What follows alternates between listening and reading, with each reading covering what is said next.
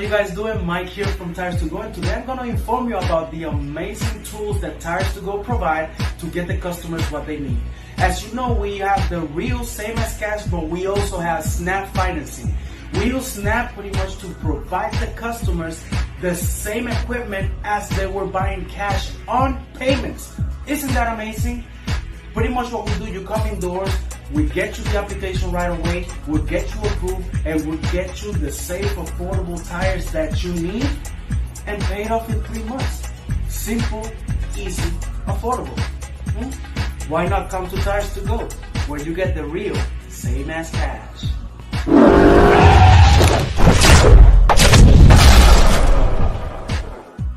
At Life's a Beach Realty, we're all about life on the beach. Stunning Panama City Beach and one of the most beautiful properties on the Gulf Coast, Shores of Panama. Radiant, elegant, and spectacular.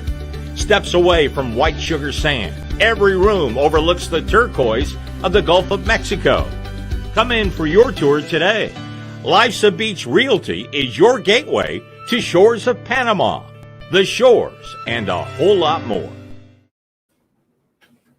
What's up, everybody? And welcome back to another Sports Talk 49 edition with your host, Mr. Blake Anthony. You know something? When you know it's Tuesday at 3:30, when you look at your watch, make sure you pick up your phone and tune in to Sports Talk 49, that is. Another edition here on BucsReport.com. Got plenty of goodies for you. Gonna have fun. Gonna have maybe Alex Fleming will stop by. If not, we got a nice interview. It's going to take up majority of the show. I just want to make sure to get to the fans and get to you and talk about a few of the issues going on. Like I said, it's much of a hurry up and wait period right now with everything. Not much going on within the NFL and things right now. It's just a lot of conversations between NFLPA and the NFL, the league, and trying to figure out what they're going to do as far as COVID-19 protocols, how they're going to handle that, and things of that nature. But I'm here to kick back, chill out with you guys, and have a good time with you guys and talk about a few things. But before, you know how I always do, before I go into anything, let me go up here and make sure to promote all of my fellow members on Bucs Report. Beware the Babe, Real Buck Talk, Red Flag Podcast, Buck What You Heard, Fantasy and Flavors, the Sports Web, of course. You're watching Sports Talk 49, Thursday Night Live with Charles Richardson, Bucs Journal Podcast, Hard Count Podcast, Tough Bucks Podcast, Cup of Ray, of course, Know Your Enemy, Turf Talk, The Audible, Ask Me Anything, new show with Nick Citro that aired today on the A-Gap. And, of course, another new show that comes on today, The Al Keck Show, Big Sexy, as the ladies call him. Landry Football Podcast and Landry Football. The Bucs Report is paired up with Landry, Landry Sports. Chris Landry has been on with Peter Blake's show. Great scout, great informative person. I guess he's another resource that we're going to get to use among some of the others that we have, and it's just great. Anytime I can get more knowledge on anything, I'm very grateful for it. And make sure you check out all the shows. The show list is posted there if you can see it on Monday, the Sports Web, 9 to 12. Tuesday, Ask Me Anything today, 2 p.m. Me, 3:30 to 4:30. The A-Gap you got today. YouTube only show. The Al Keck will be on at 8 p.m. Al Keck show will be on at 8 p.m. Sports Web will be on, of course, at 9 p.m. Wednesday, you got the Audible airing with Joshua Cole Allen. You guys all know him very well from all of his interviews. And then Thursday, you got the A-Gap, Thursday Night Live, the Sports Web again. Friday, you got the Sports Web 9 to 10. Saturday, Turf Talk with Alex Fleming. And then I'll see if I'll be on again Sunday with Ray at Cup of Ray at 11 a.m. We'll see how that goes. And just want to make sure to get all those out there and show love to everybody. And make sure you check out all me at my social media, Blake Anthony 49, Blake Anthony 49 on IG. I'm really communicative on Twitter, especially. So usually you guys message me, I talk back, and we talk, whatever, Madden, NFL, or whatever. It doesn't matter. But usually if I got time, I'll sit on there and chat with you guys and talk some smack or whatever and just have fun. So first and foremost, let's get into the preliminary process. Peter Blake, what's going on? Yeah, I got to that Peter Al Keck tonight, 9 p.m. Misador, Joshua Cole Allen, what's going on? Got a show coming up tomorrow too. It's a lot of big stuff going on for a lot of these new guys, getting their own shows and getting on there and leaving their mark, man. Leave them your mark. That's just so cool. Today's first thing is Patrick Mahomes, 10-year extension, $450 million.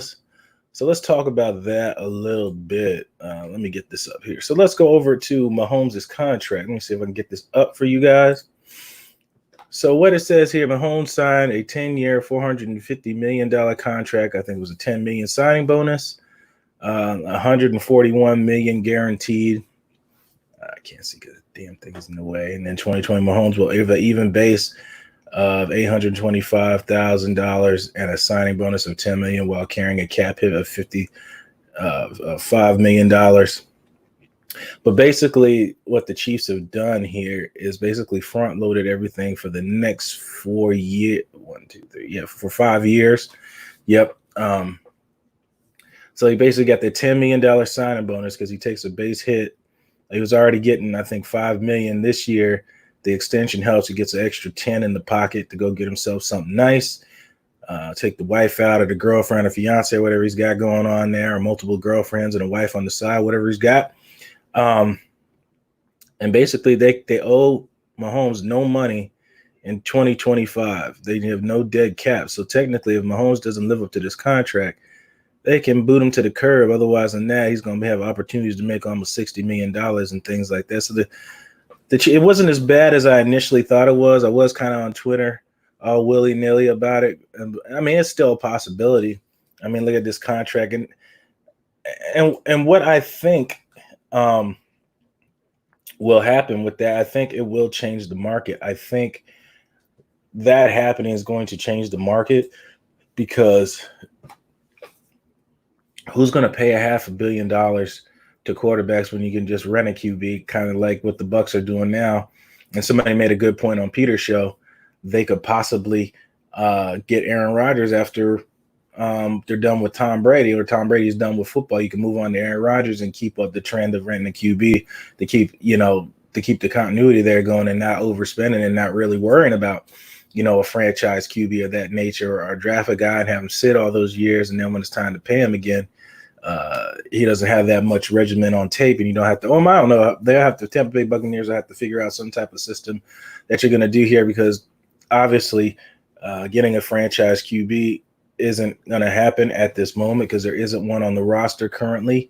Haven't had any offseason activities as far as new quarterbacks and things like that to even speculate something like that. We pretty much have the same cast from last season, give or take the undrafted players, but I'm not even counting them at the moment because we haven't even got Tampa Bay hasn't even got anything rolling yet. Ray, what's going on? Isadora, the Chiefs are counting on the cap to grow over the decade. It's possible too, but that's Misador. It's possible that they're going to be kind of killing themselves too. Going to let Chris Jones walk, and Chris Jones it's criminal, the money that Chris Jones has made for the play that he's played this year. The money that they gave him, the $16 million, is the most he made his entire career, being a later round draft pick, and then way outplaying his contract. And I believe he came out of Ole Miss, if I'm not, or Mississippi State, one of the two. I want to say Mississippi State. Same school as Dak Prescott. And outplaying his contract, and then they don't want to pay him, and then you go ahead and give Patrick Mahomes $500,000, and that's not accounting Tyreek Hill and Travis Kelce, and that's interesting. I bring that up because let's look at that. Let's look at Tyreek Hill. Sorry, Mr. Door, let me take you down here. Tyreek Hill slated to get in 2020, where's his cap hit? $15 million, workout of $180,000, cap hit of $17 million with a dead cap of $22 million. So that's owed to him. And then after that is about the same. Well, the dead cap goes down next year, and after that, but they still owe him a base salary of around $15 million, if I'm not mistaken. So and it's just interesting how you're gonna try to keep all your best assets that made you successful to begin with, and then the key part of all of it was Andy Reid on holding this team together and keeping things going in the team when things weren't going bad. Patrick Mahomes went there. Like I kind of, me and Greg on was talking. But like I said, I probably overreacted a little bit to it. That's the first thing I thought about. I mean, I believe he's played well enough to earn a decent contract. That is not my argument, and I think the Chiefs set it up that way, so they're not screwing themselves in the end if he doesn't play well. I just think I've seen guys do the same thing and they've got nowhere near that money. Russell Wilson comes to mind, but I've seen what happens when you pay guys a whole bunch of money like that, what happens in the long run. I don't think Mahomes is as mobile as Russell Wilson. Russell Wilson is a very blessed individual who's a running back that can throw very well. Mahomes can't too. He can torque his body and make throws, but he is not built like Russell Wilson is, especially with taking hits and things like that. He has an athletic body, but it's not built for tough. No pun intended on that, but it's going to be interesting when you don't have the assets that Russell Wilson.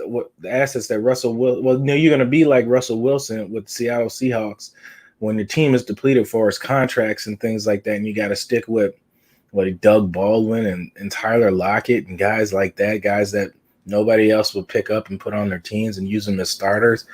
They made a great pick in DK Metcalf, which I didn't think would turn out that great, which he did.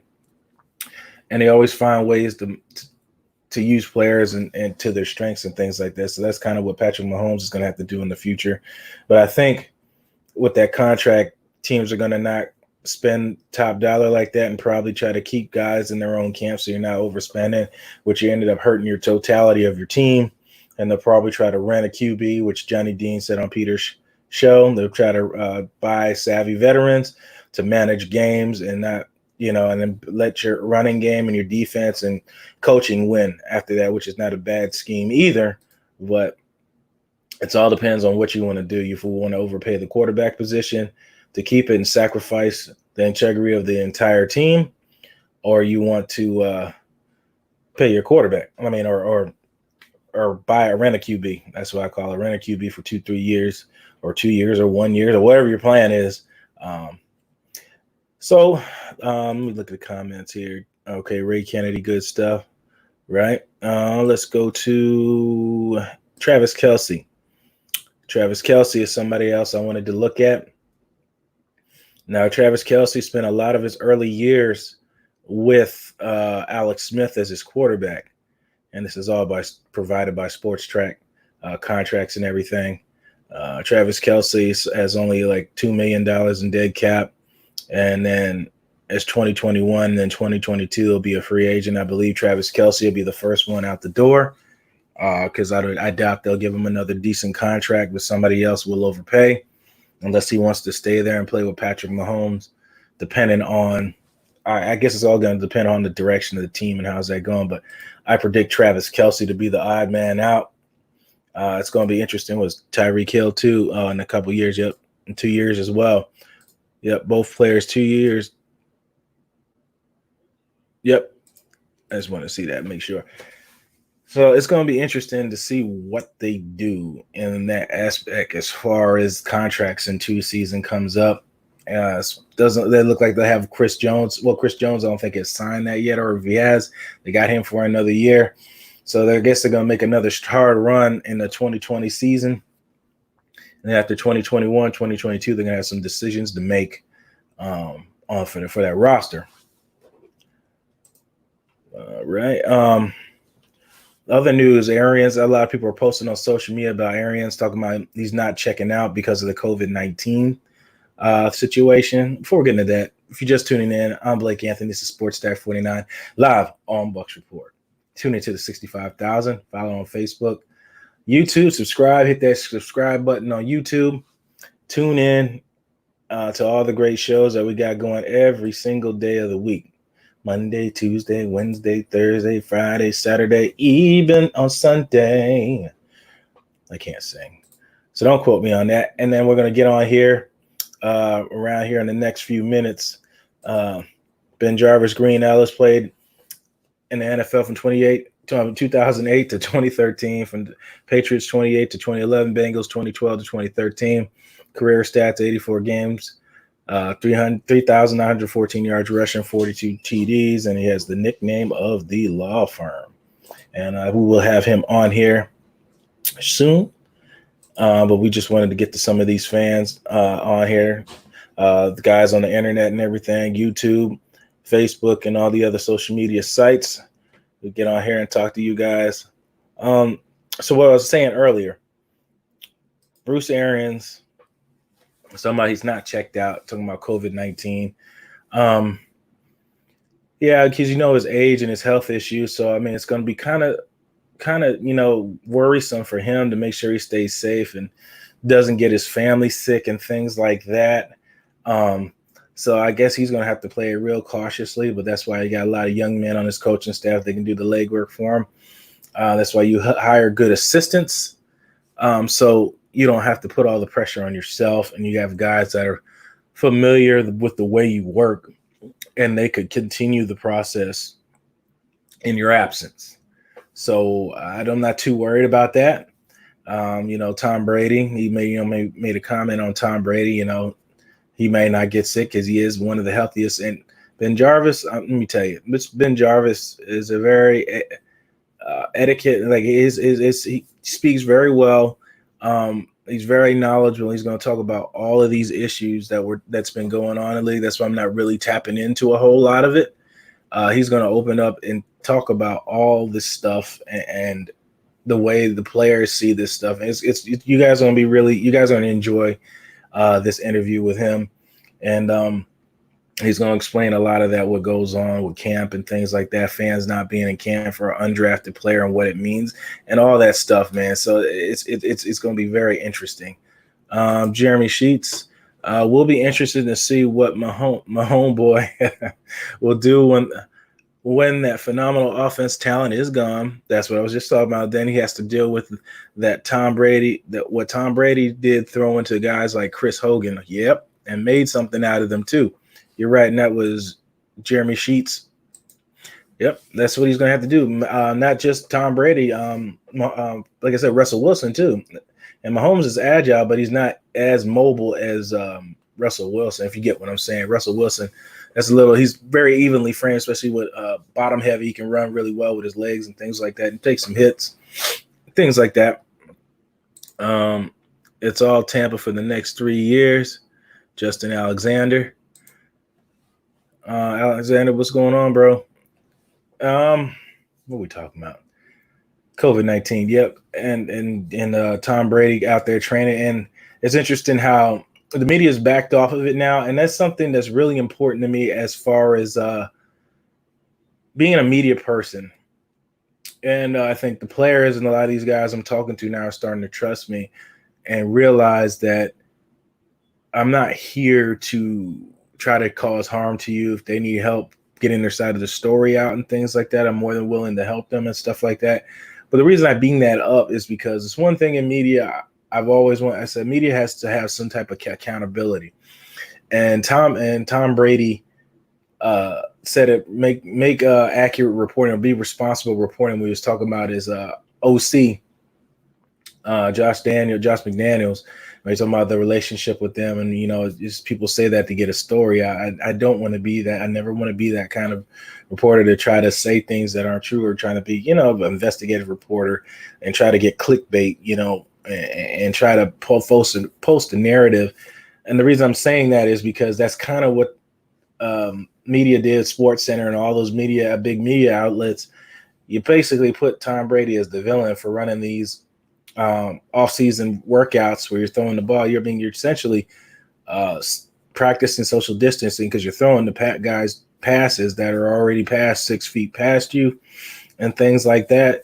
And you're throwing passes to them. It's not like you guys are out there blocking or anything. Most of Tom Brady's work anyway is people are going to be away from him, unless he's talking to them and telling them where he wants to run, what hash mark, how to turn here, turn out, shorten a route by 2 yards or whatever that situation looks like. But that's just what that's what he wants to do. So it's just interesting that you painted him as the villain and that whole situation for that. I'm to check out some of these comments here. You got Justin Alexander, Jeremy Sheets. Brady is probably gonna cure Corona with his bloodstream. Hey, if he's got the cure, then by all means he needs to get it out there, put it in a bottle, and get it rolling so everybody can get a piece of it. What's up with AB? What do you mean? I don't think much is going on with Antonio Brown. I don't think he's coming to Tampa Bay. I think Bruce Arians has made it very clear. I don't think Bruce Arians is that guy that's going to blow smoke up everybody's rear end and make somebody believe he's coming here. But with that being said, I mean, where does he fit in? You don't have enough offensive snaps to get that many people the ball. So it all depends on. I mean, it really ain't all depend. I mean, it's hard. It's going to be tough getting the ball to all these weapons that we got here already. Because you only have about 70 plays a game. So you're going to throw 40 passes a game and 30 rushes. I don't know. So who gets the 40 catches? I mean, it's a good and a bad thing to have all those weapons and then not have. I mean, to have all those weapons because you have options, you have ways that you can move the ball from week to week, and then it's a bad thing because guys are going to complain if they don't get the ball. I mean, people were whining and complaining about Mike Evans not getting the ball the first couple of weeks of the season and not having really had no yards, and Godwin shining out. People were like, "Oh, as good as Mike Evans mad, et cetera, et cetera." Again, I think Mike Evans doesn't really care. I think he cares more about winning than his stats. I think fans care more about his stats than he does. I think he only cares about stats when you're on a losing roster. That way you can actually say you got accolades and things like that. But if you're winning, I don't think it really plays that much part in that, in my opinion. The other part of that is I think, by having O.J. Howard, I mean, I'm going to break down again. I'm going to see if BenJarvus can get along with me. I'm going to break down what you're going to expect out of this 2020 offense. With Tampa Bay and Tom Brady is the year that they had Aaron Hernandez. I tried to show a little bit earlier. I'm gonna see if I can get BenJarvus here, and he can probably walk through what the play calls were and things like that when the years he played in New England. And he actually goes into, he gives advice to Ronald Jones, Keyshawn Vaughn, Raymond Kale, and Dare Ogunbowale in our interview as well. So he tells you, and he also tells the fans here what to expect out of it. It's really interesting, man. So if you get a cup of coffee or whatever you got and you want to watch the stream, man, I mean, listen to the audio. It's great. Like I said, I'll be popping it on here in a very couple minutes. Just want to get through these fans' comments and things like that because, Justin, what are we doing with the $5 million left? Nothing currently, unless that's for signing rookies and things like that. I don't think nothing unless they really need to make some type of move or something, Justin. Media is full of shit. They have an agenda, of course. Everybody here at Bucs Report, we don't have an agenda here we can push. Like every media person has somebody they like, some people they don't like, and things like that. So I wouldn't call it agenda. You have people that, that you see things their way and things like, and some people you don't see it their way. So, but that's definitely, that's what speculation is. A lot of it is that media outlets have agendas, and they made Tom Brady the villain when everybody else was doing it as well. I can't remember what team it was. I had it saved because I wanted to post it when they said they need Tom Brady to be a leader and not a dummy or something like that. That he said a dope. Excuse me, not a dope. And then I'm watching guys at camp partying and stuff like that. I'm like, you guys aren't working out. You guys are out here goofing off. Partying and stuff like that. So Deshaun is always checking in. I'm just hoping we have football. That's it. And Al Keck and Peter said it too. And I've been watching it when I'm at the gym running on the treadmill. I'm watching rugby being played over in Europe. I'm watching soccer being played. Why is that? Because they follow directions. and they're able to have full operational. The folks stayed home. They didn't complain. They didn't find 1,001 reasons why the mask cut your breathing off. I run with a mask on at the treadmill. I'm 280 pounds, and I can breathe just fine running in that. So I know people can walk in stores and walk somewhere with that mask on, but I'm not really going to get into all of that. But all I got to say is Europe's fully operational, just like Alcac and Peter said last night. It is fully operational. It's we just got to do better. Got to do better. All right. Without further ado, let me get into this interview with. Oh, let me get into true that, Jeremy. Okay, let me get into this. Do you think Godwin will be gone next season? I think you bring AB in and get him on a friendly contract and ship Godwin next season. You can't afford Godwin and Evans. Ooh, depends. It's going to be tough. Maybe that's why they picked up the rookie, Tyler Johnson, out of Michigan. I want to say Michigan, Minnesota. One of my favorite coaches, PJ Fleck. It's going to be tough. It's going to be tough what kind of moves they're going to make and things like that. Hell, the Bucs could get Chris Jones, out of Cincinnati. The Chiefs. The Chiefs, because he's coming up, become a free agent next year as well, and you have the money to free up with the removal of William Golston and Ndamukong Suh. So that's about $13 million right there that you could pay Chris Jones, or find a way to slip that in and bolster your defensive line and get younger at that as well, while securing a future. So true, Blake. Just put that damn mask on and STFU. We all know what that means. Shut the front door. No, front up. And that's pretty much it. Like I said, no way Godwin staying youth and he plays. No way Godwin staying youth and he plays. Okay, I get it. That's by Deshaun. So let's get now. Let me not leave you further ado and let me get into it and not let you guys wait. Again, if you're just tuning in, Sports Talk49 live on BucsReport.com. Here's BenJarvus Green-Ellis. You guys enjoy.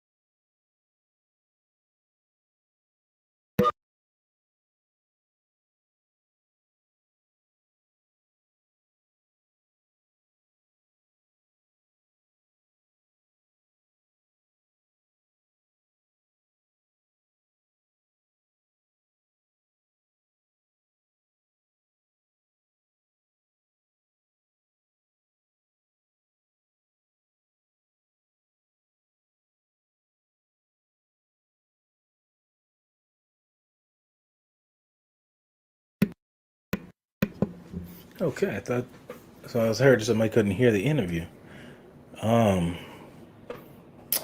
Okay, that's no problem. Got to fix that. But anyway, we'll get into that. So I fixed this little technical issue here. So, okay.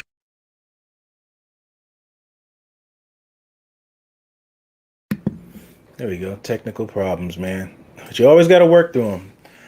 Anyways, so BenJarvus goes into a lot of things talking about COVID-19, being single and being versus having a family. The aspect plays differently. when you do that, because when you're single and you're responsible for nobody, it's a lot different than when you have a family and things to go home to. So your aspect is different. You're thinking about yourself. You're thinking about getting your career going. You're thinking about all that stuff about just trying to make a team, because he was undrafted out of Ole Miss. So he made the most of his career and going there and things like that. So it's very interesting. Alex Fleming just tuned in. We could tune in with Alex Fleming here in a second while he gets his camera going. I'm going to see what he's got to take on these things and stuff like that. How you doing, Blake? What's going on, Fleming? How you doing, sir? Man, I had to cut my hair, had to do some stuff, getting ready for a big show tonight. Oh, yeah? Is that right? What you got going on? The Magic Perspective is back. We're going to have a Coach Fields as a guest. He works very close to Jerry Sloan. Right. And he was one of the trainers. It's going to be best.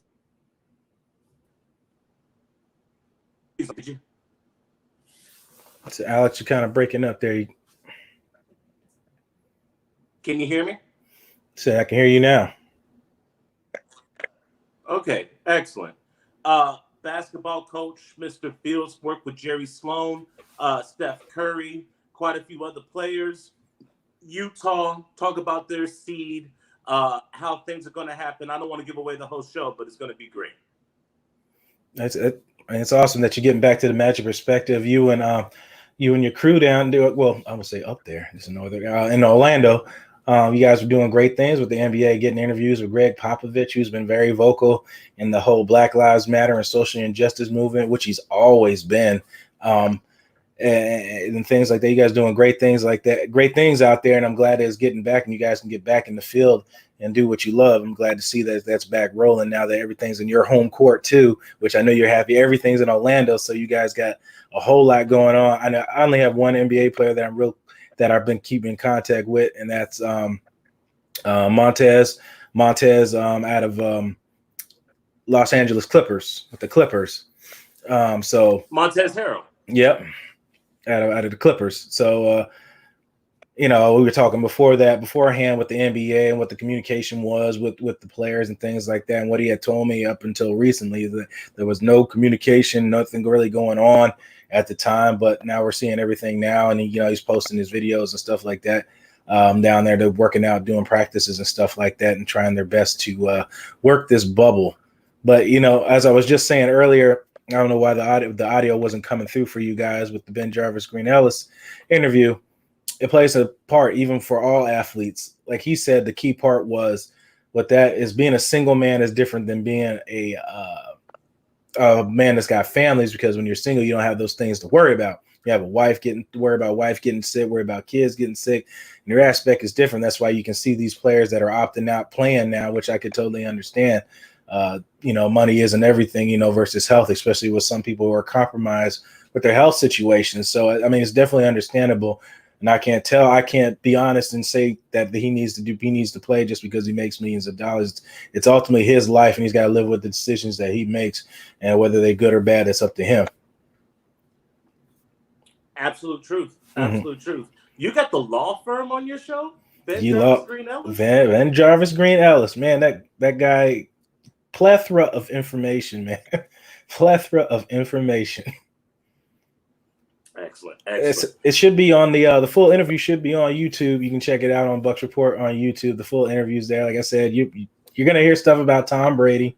You're gonna hear a lot of questions that you had wanted to answer. He's gonna answer for you. So you just check it out there. Click on YouTube, subscribe, and check that out. So what questions do you have, Alex? I heard that some people ask you questions. Are we getting rid of Chris Godwin when his rookie contract is up? And are we going to sign another wide receiver? I could have swore that we signed Mike Evans to a long-term contract, and we're not going to be able to keep everybody on offense and defense. Some people got to go. That's just common sense. The only way I could see that happening is they find a way to hold on to Godwin. Godwin's up at the end of this year. Or is it the end of next year? Is it this year? Next year. Okay. Year. They can extend him for his fifth-year option. Okay, so that shouldn't be too bad then, because Tom Brady will be off the books by then. That's $25 million freed up. So that's that you got a little more wiggle room there. So that's a sigh of relief that Tampa Bay could work that in. I said you'll have a lot of other big contracts off. You'll probably have Jason Pierre-Paul off by that time. He's signed a 2-year. He'll be gone. Yep, you'll have Jason Pierre-Paul off. You'll have Ndamukong Suh will be off. It'll be Tampa Bay's decision whether to extend Levante David. That's somebody else that you're going to have to extend in that time frame. Yep. I'm trying to think of the roster. Your secondary is pretty much young. You don't have to worry about that. Devin White's still under contract. Don't have to worry about Winfield, Bunting, or Dean. Yep. They're all on the rookie contract. Yep. So your defensive line is pretty much young. Vea's not an issue yet. Your don't have to worry about Devin White. Nope. I said your offensive line. Marpet is already under contract. Donovan Smith. They owe Donovan Smith no guaranteed money at the end of the year. So they can be cut or released or traded without taking. Feel about Donovan Smith? Michael Pless made some videotape breakdown on him. Yeah, I see Pless just try to stay on the positive side of everything. We're reporting it, but they showed the plays where Donovan Smith just absolutely falls flat on his face some plays, and there's some plays where he actually sustains great blocks. But the part that that trips me out about Donovan Smith is that the plays that don't show up in the stat sheet are what is his pass protection like on known passing downs. When the defense end knows their passing plays coming, he usually either gets pushed back into the quarterback or doesn't perform. But we're going to see he's going to have opportunities to have Rob Gronkowski there to help him. But if you got to do all that and pay your left tackle top money and you have to assist him with blocking, then he's not a top left tackle if you got to assist him. So you might as well go ahead and get somebody to replace him in a rookie or rent a left tackle. So you might as well. You read my mind. If you're a top left tackle, you should hardly get beat. I'm not saying you shouldn't get beat, but you shouldn't get beat as much as Donovan Smith gets beat. If you need a tight end the size of Rob Gronkowski coming out of retirement because Cameron Jordan is eating your lunch, you're not a top-tier tackle. You're barely a tier 2 tackle. And that's definitely something that Tampa Bay is going to have to address. Is he serviceable? Yeah. Is he going to be one of the top tackles? Hell no. Slap some reality into some people who actually think that. I mean, Donald Penn, after we got rid of him, and he was in his 30s, is better than Donovan Smith in his prime. And Donald Penn had weight issues, and he had better feet than Donovan Smith. And after he left Tampa Bay, was one of the top 5 tackles in the league. I mean, that tends to happen to Tampa Bay when they end up getting rid of guys, but he was one of the top left tackles in the league for Oakland. I say Donovan Smith is probably 3 steps better than Dotson right now. And that's old Dotson, not even young Dotson. Yeah, old Dotson. Old Dotson. Not young Dotson. Because I give Dotson, I'll never badmouth Dotson because he was an undrafted basketball player. Came here and made the best out of his career and was majorly healthy through all his prime years. So I really don't have too much negative to say. Then we weren't paying him top left tackle or right tackle money either. So kind of always flew under the radar. But Donovan Smith, that's another story. You're paying him top left tackle money, and you still having questions. Can he protect your quarterback in 2020? Mr. Anthony, over under sacks that Tom Brady takes, 20. Ooh, you're saying 20 sacks? Over or under? 20. You think of 20? He said over or under? Okay, look, Tristan Wirfs is a rookie, and there's not going to be any OTAs, and there may not even be a preseason. So he's going to have to adjust on the field. I don't necessarily blame him for that. Ali Marpet is pretty good, but I don't know against a dominant pass rush how he's going to react on pass plays. You and I both already had a good diatribe about Smith. I don't trust Smith. Do you trust Smith? And as far as Joe Haig is concerned, is he a starter? No.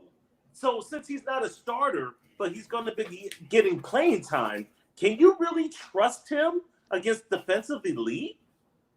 He's going to be playing against Chris Jones, Kansas City. I mean, look at the division of the NFC South. Marlon Davison of ATL, Dante Fowler of ATL. Bro, that dude in the middle in the Carolina Panthers. I don't even want to mention his name because I saw him at the Combine, and he's a monster. Yep, you already know who that guy is, Mr. Jarrett, coming out there in the center of that defense. And it's important that Atlanta Falcons decided to keep him. If you guys are just tuning in, this is Alex Fleming of Turf Talk, the Magic Perspective, Fantasies and Flavors, a man of many traits, but he's working hard, hardest man working in America out there in Orlando and the mean streets of Orlando.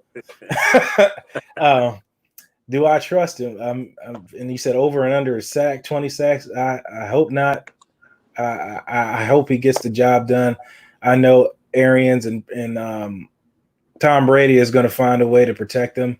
I know Tom Brady is going to find out to protect himself if he knows some guys getting beat, because Tom Brady, we all know, is very vocal as far as what he demands of people and his aspirations of what people should be doing. But I think that's about. I mean, that should be about right, because if the Tom Brady ends up playing the way he should play, with taking the check down and getting the ball to running backs, it should help him relieve from getting hit so much and things like that. Unless people are running wrong routes and stuff like that, and then the play breaks down, and you take a sack. But that's about right number. That it should be nowhere where Winston's was, which I believe is 47 last year. But a lot of that took one less sack than Matt Ryan and Deshaun Watson. Yep. I said, and that'll predicate. Well, now a lot of that, like I said, a lot of it's bad stats because they say, oh, he's holding on to the ball. Well, it's not really holding on to the ball if the play is designed to go 30 yards downfield and the guys aren't open, and then the protection's not there. It's not really holding the ball if he's not open. I think that Jameis Winston would do a hell of a lot better if he had a rookie offensive tackle that dominated the Big Ten and an Indianapolis Colt former guard tackle like Joe Haig. I think if he had that help on the offensive line, maybe we don't have to rely on Matt Gay to hit a field goal against New York, or Matt Gay to miss a field goal against Tennessee and a bad call against Tennessee, or 1, 2, 3 missed field goals against the Atlanta Falcons at the end of the season. I mean, let's just be honest. And we're not even counting the bad penalties at wrong times in the game that cost you drives and things like that. It's just so many intangibles that he got blamed for. And I think who was that? I can't remember who got. I think it was Mike Clayton got on there and said that why now, Chris Godwin, do you get on there and take blame for some of the stuff that Jameis Winston took for the lack of the stuff that you guys were doing? And Jameis Winston never once threw you guys under the bus, but he's gone, and then now you want to defend him. I just, when you're a team, you defend your guys and say, hey, that was me that screwed up on that route and got the pick happen. There's nothing wrong with saying that, but you just let him take all the heat. And I thought was kind of, was wrong as far as the team is concerned. But that's when you talk about Joe Haig. Do you think Joe Haig can get it done? I have to look at Joe Haig's tape a little bit more. Maybe I can see if Michael Pless and those guys at Real Buck Talk will break it down. Joe Haig, when he started all those games in Indianapolis, he was on that squad when the Andrew Luck came back and they went to the playoffs. He was starting all across that line that year, and they were one of the best offensive lines that year.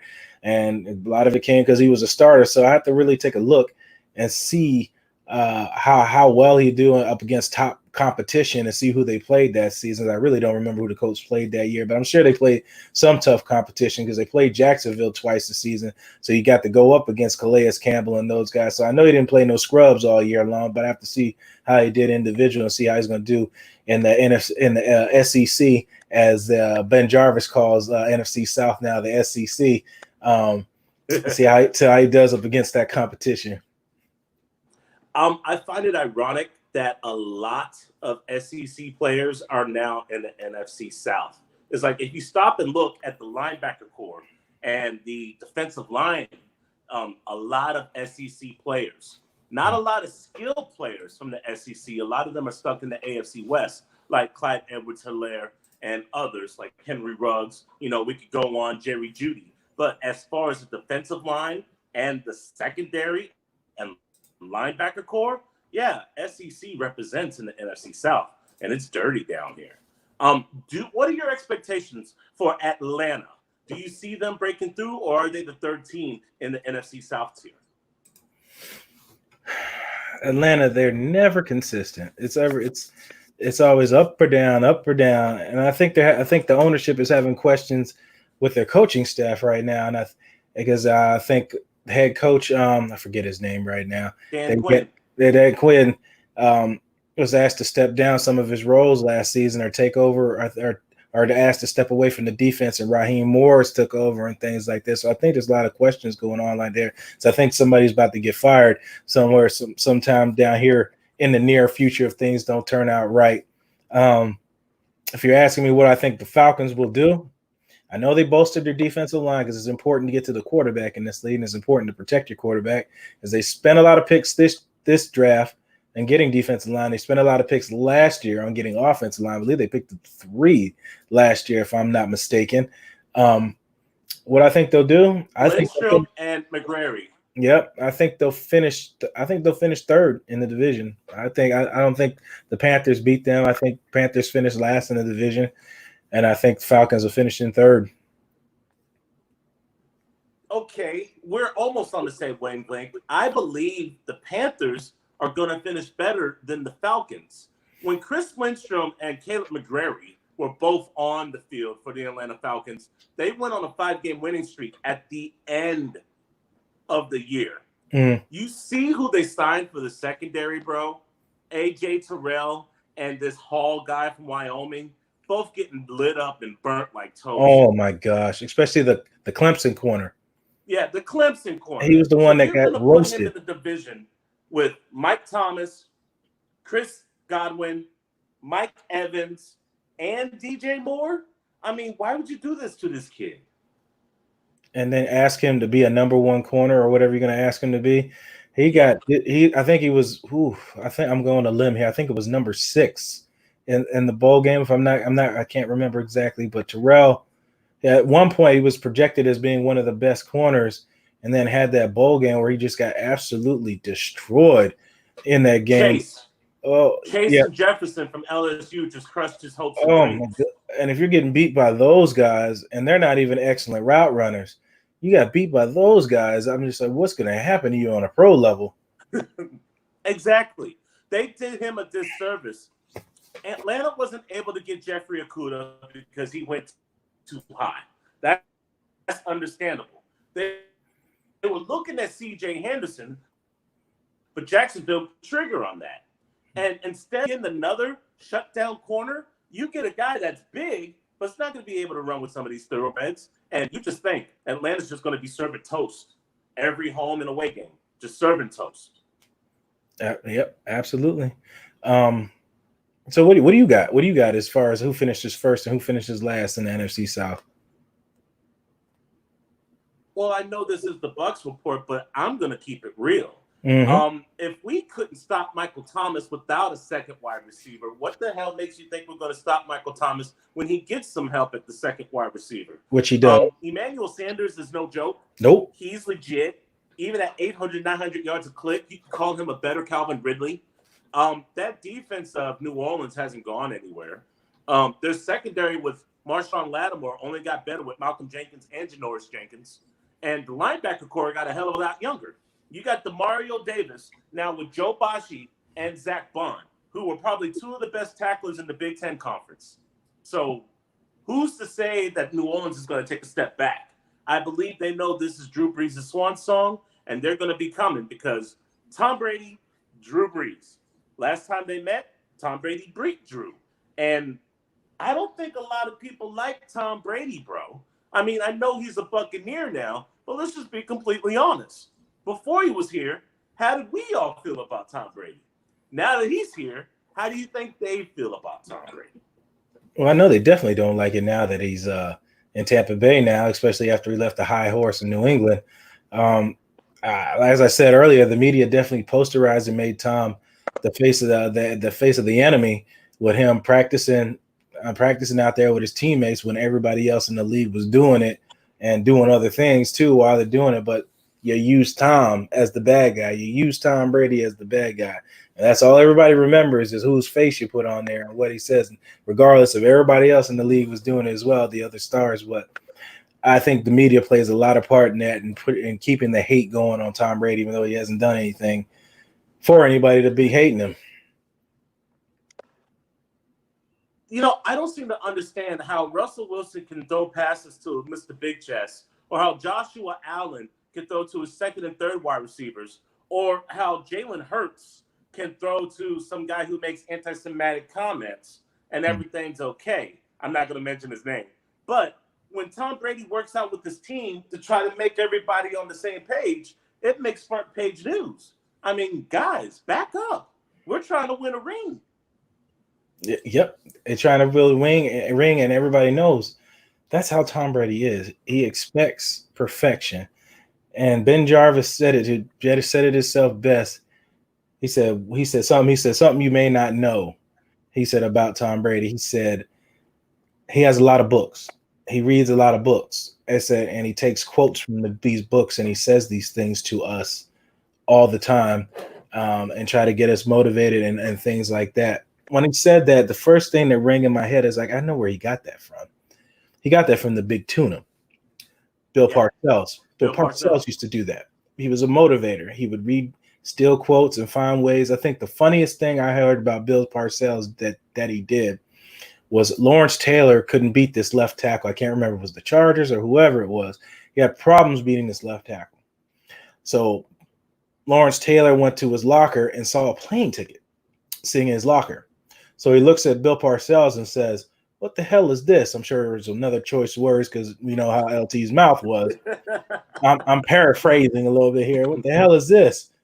Bill Parcells, his personality. Oh, yeah, we got you a plane ticket. We're going to send you to this other guy. I don't remember I'm just going to say the Browns. We're sending this other guy to the Browns and let you guys swap jerseys for a week because he gets more sacks on this left tackle than you do. So LT didn't like it and ended up getting 2 sacks off of the guy. So when you're coaching a quarterback and trying to find ways to motivate your players, it's important. And I guess Tom Brady has it. I mean, I think he almost has a future in coaching if he can find ways to motivate your teammates and stuff like that while working on your own craft as well and being the best at it. I believe that a big part of our success this year is going to be the running game. Everybody knows that the passing game is going to be on point. We got 2 of the top 10 wide receivers. We arguably have the best tight end room. Us in Philadelphia can talk about that if we really want to. But the running game, no one's expecting much from the running game. Rojo only had 734 yards rushing, and he had the rest of his yards receiving. Keyshawn Vaughn is a home run hitter, and I'm glad that people are sleeping on him. I think if we can produce 1,500 yards from the running game, it's going to keep defenses honest, and we'll be able to do whatever we want all season. But the greatest part is that I got you on here, the guy that was the advocate of Keyshawn Vaughn from day one, and everybody just looked at you and scratched their head. But that's the area that you play in this field when you put yourself out there and make, to some people, outlandish statements, and then the outlandish statements come true. But I just give the man his respect when you said that about him, and then he came back and said he's giving him his respect. He was right. And I remember you to ask Keyshawn Vaughn, do you start salivating when you see a stacked box? He was like, salivating. Salivate? What do you mean? Do you get happy? Like, oh yeah. He's like, because I know I have less guys to beat once you break it out there. Which he did, which I showed on some shows later on. How he beat Patrick Queen and all those guys at LSU. One of his biggest games, I think, 140 yards rushing and two touchdowns that game. So everybody kept saying, "Oh, they don't play anybody." Hello, they play in the SEC. Vanderbilt plays in the SEC. His LSU. Last time I checked, LSU are the national champions. I mean, people can believe whatever they want to. You can give them facts to their face, and they're still going to hate and say what they want. You can't hate on Keyshawn Vaughn.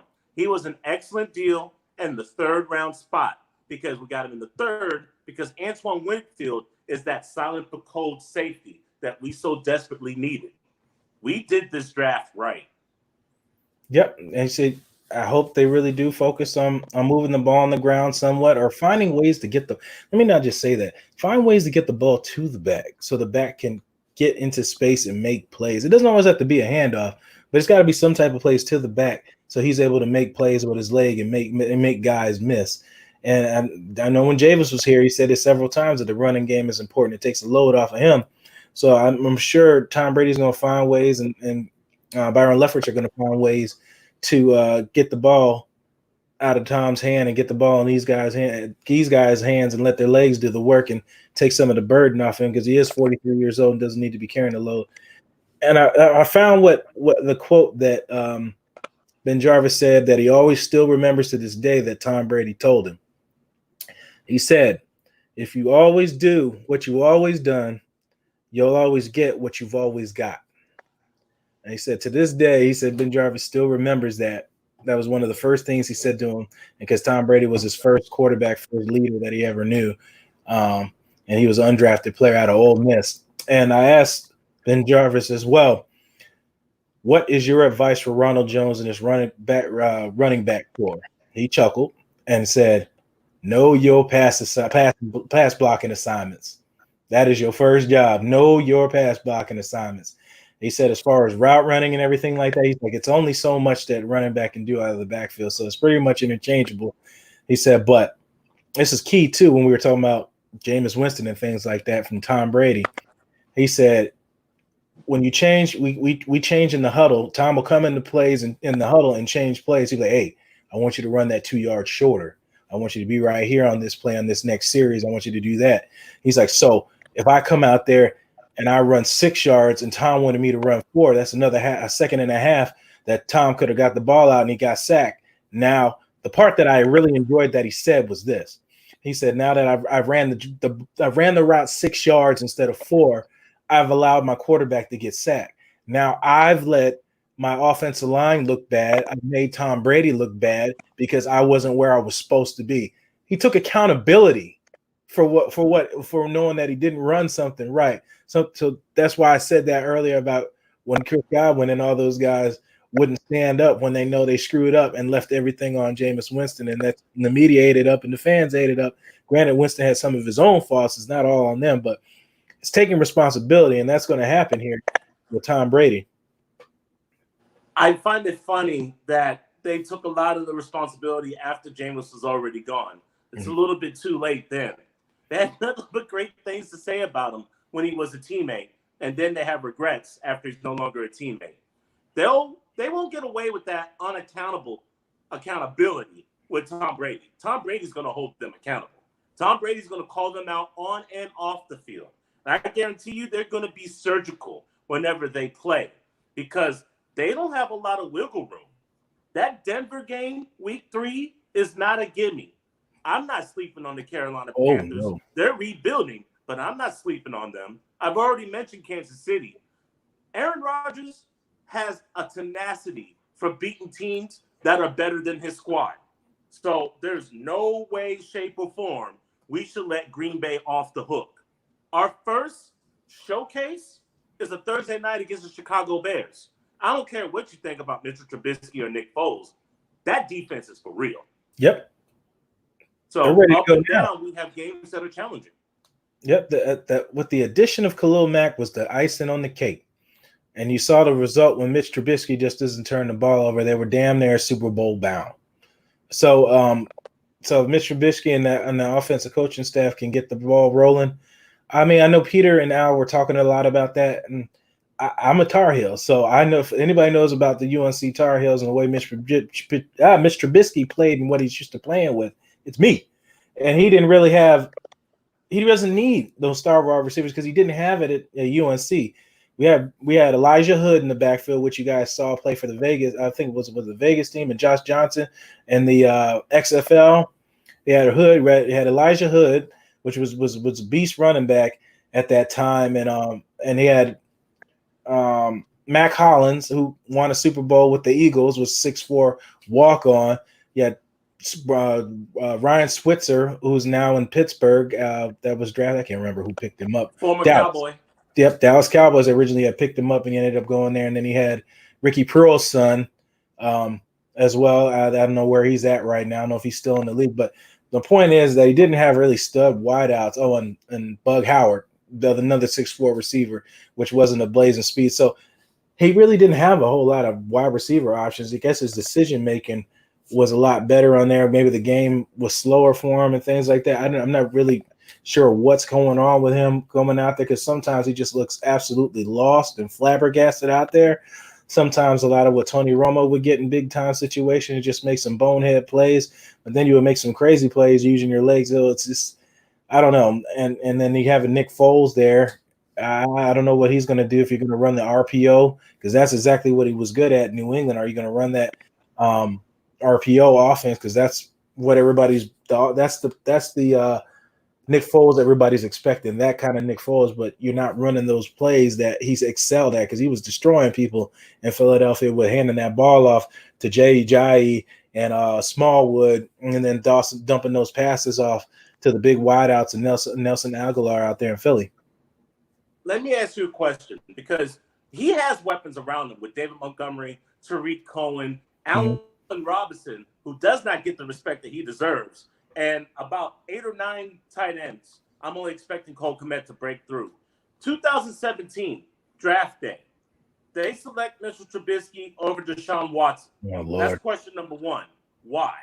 Number 2, Nick Foles, free agent, over Cam Newton this offseason. That's question number 2. Why does Chicago continue to seek mediocrity at the quarterback position? It's kind of like almost the same thing. Why does Tampa Bay continue to not re-sign the quarterbacks? But I have no idea, Alex. I think they think with their heart rather than think with their head is the best thing I could say. I think Peter makes a good metaphor when he says you rather pick the guy that could date your daughter than to pick the guy to win your franchise. Tom Brady. So Deshaun Watson and Cam Newton are good enough to date their daughters? Hey, I'm not going to get into that conversation. I get what you're getting at. I get what you're getting at. I'm not going to get into that. You got to – even Tom Brady was a 7th-round draft pick, and I think had one of the worst combines ever. I'm not sure how his interviews went, but as far as his physical attributes, was absolutely horrendous. So what you should judge a man on is his worth ethic and how he can dissect plays and progress. And I think only elite coaches and guys that understand that can find those kind of guys. Do I think Matt Nagy's the guy to do that? I don't think so. I think he needs to hire somebody or find somebody that he can confide in to make these kind of decisions, because as you guys said last night, they constantly make bonehead decisions. The only great move that they made was picking up Khalil Mack for a steal from the Oakland Raiders. You basically traded a Hall of Famer for a 1st-round draft pick. I think anybody will take that any day of the week. So two first-round draft. I mean, that's fine for a Hall of Famer in his prime. So there's no draft pick with either one of those first picks that you're going to pick is going to be a Khalil Mack, and they haven't so far with what the Oakland Raiders picked. So what was I saying? Oh, decision making. Yep. So if they got to figure out a way or find somebody that can make these decisions, because clearly the regime that's in there and making these decisions aren't making very good ones. To me, honestly, you should have kept the running back that was there before. His name slips my mind. He was a later running back in the draft. The big back, I can't remember his name. Then he ended up leaving. I liked him there. Jordan Howard. Yep, Jordan Howard. He was fine there when he was there, but you got rid of him and kept Tariq Cohen, which Tariq Cohen can ball out, but there's only a certain amount of things he can do. And then you know what kind of play calling happens when he's in the game. And then he picked up Montgomery, which I thought was a nice running back that came out of the draft. But you see I said his you see that his skills are limited on a pro level. His game couldn't transcend from college to NFL. Now, he still got time, but I don't think this is the coaching staff to excel him to that next level, my opinion. You're right. You got Hearns there that's not going to get much respect, but he's not going to get much respect because the play calling probably isn't that par. They're not finding ways to get him to the ball. I mean, there's so many intangibles when you're making bad decisions on the coaching level and the GM level. I do want to mention that North Carolina A&T produces athletes, and I love me some Tariq Cohen. And all the tight ends that Chicago Bears have, I don't know what their scheme is or what they're planning. We'll look for a lot of bootlegs and play actions. This is what I will say. They've been mediocre in the NFC North for quite some time. They won the North, and then they couldn't have a field goal kicker to hit a field goal kick. Trubisky escaped. You couldn't blame him, but he wasn't the reason why you won or lost. He escaped. Next year, straight mediocrity. And we could beat everybody in the division except for Green Bay, which I believe he was brought in to beat Green Bay. Green Bay only has one wide receiver to even worry about. Now they have a dual threat running back between Jones and A.J. Dillon, your dog, out of Boston College. No one's talking about the backup tight end from last year that's now the starter that came out of A&M. He's going to be a best-kept sleeper. And I believe Aaron Rodgers is going to be motivated because there's some dude named Love backing him up, trying to take his spot in the next year or so. So, yes, there's some tough times for the people of Chicago. I'm glad that I got to see the Cubs win the World Series because I'm not going to be alive to see the Bears win the Super Bowl. That time is gone. You going to say that now? You going to call that now? Well, I mean, the best time was when, Prince was playing Purple Rain in the Rain. Oh, but, Lord. I mean, leave it up to Rex Grossman to stay on the field for like 50 minutes for the defense. Nothing you can do. Yeah, I keep forgetting you're from Uptown. You're from Chi-Town. That's right. Yep, the Cubs. Cubs were one of the teams that nobody would ever think was going to win another World Series. And damn, Back to the Future was damn near close. They were a year off, if I'm not mistaken. I don't know if you saw 1 year off. They were 1 year off. 1 year off. 1 year off. It's crazy. If anybody knows what we're talking about, if you go to watch Back to the Future, he predicts that the Cubs were going to win a year apart from what he said on the movie.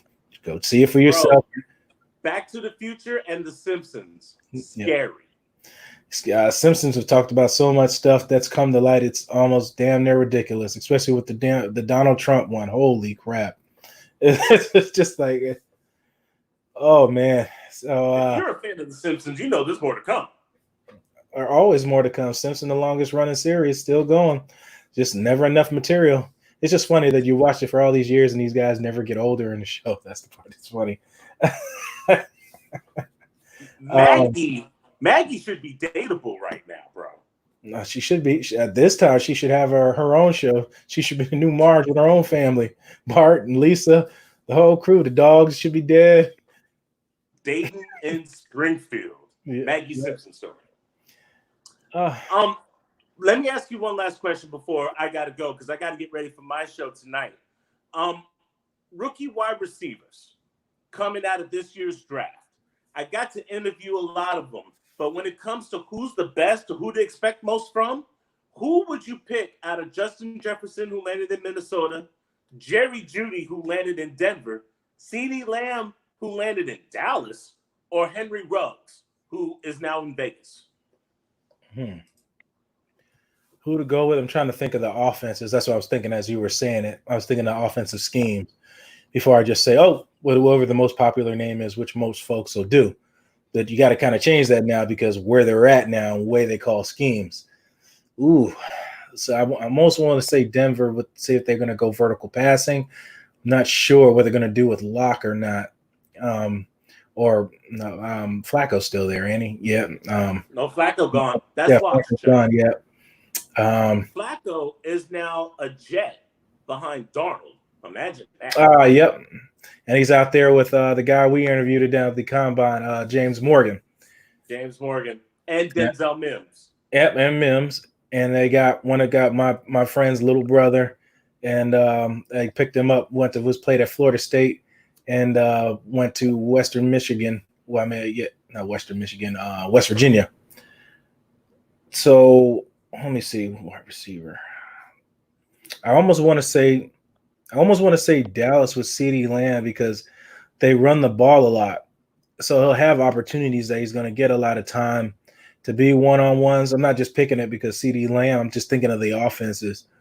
I think Dallas. I think he's in a better situation there to get more one-on-ones and to get mismatches with Dallas running the ball the way they do. But I almost kind of want to pick Jerry Jeudy almost in Vegas as well because Mr. Ruggs. Ruggs, excuse me, because Carr has a propensity. He loves to throw the deep ball a lot. So I would have to say Dallas. I would have to say CeeDee Lamb in Dallas. I'm going to be keeping an eye on CeeDee Lamb. He is from Richardson, Texas, and he was just a monster for the University of Oklahoma. Mm-hmm. I was thinking it's either going to be Lamb or Ruggs. Mm-hmm. If you look at Oakland's offense last year, yes, they're Vegas now, but last year they were Oakland. Right. If you look at Oakland's offense last year, Terrell Williams was supposed to be the number 2. Right. He ended up being the number 1. Mm-hmm. He was a 1,000-yard receiver. You know what they were missing? A number 1 stretch the defense receiver. Right. That was supposed to be Antonio Brown.